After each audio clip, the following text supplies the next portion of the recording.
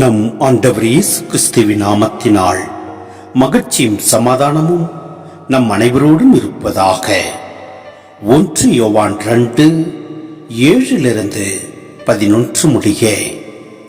அன்பிற்குரியவர்களே, நான் உங்களுக்கு எழுதுவது புதியதொரு கட்டளை அல்ல, நீங்கள் தொடக்கத்திலிருந்தே பெற்றிருந்த பழைய கட்டளைதான் அது. நீங்கள் கேட்டறிந்த வார்த்தையே அப்பழைய கட்டளை. இருப்பினும் நான் உங்களுக்கு எழுதுவது ஒரு புதிய கட்டளையே. அது புதியது என்பது கிறிஸ்துவின் வாழ்விலும் உங்கள் வாழ்விலும் விளங்குகிறது. ஏனெனில் இருள் அகன்று போகிறது, உண்மை ஒளி ஏற்கனவே ஒளிர்கிறது. ஒளியில் இருப்பதாக சொல்லிக்கொண்டு தம் சகோதர சகோதரிகளை வெறுப்போர் இருளில்தான் இருக்கின்றனர். தம் சகோதர சகோதரிகளிடம் அன்பு கொள்வோர் ஒளியில் நிலைத்திருக்கின்றனர். இடறி விழ வைக்கும் எதுவும் அவர்களிடம் இல்லை. தம் சகோதர சகோதரிகளை வெறுப்போர் இருளில் இருக்கின்றனர், இருளில் நடக்கின்றனர்.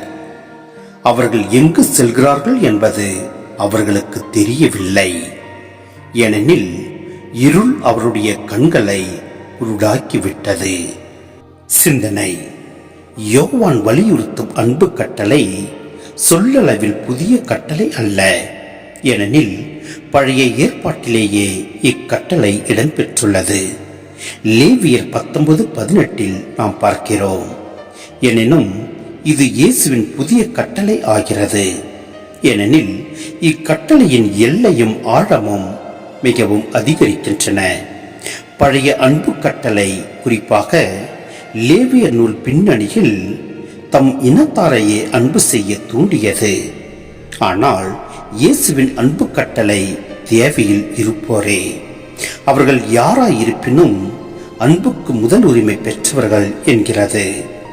பழைய கட்டளை பொதுவாக அன்பு கூற பணிகிறது.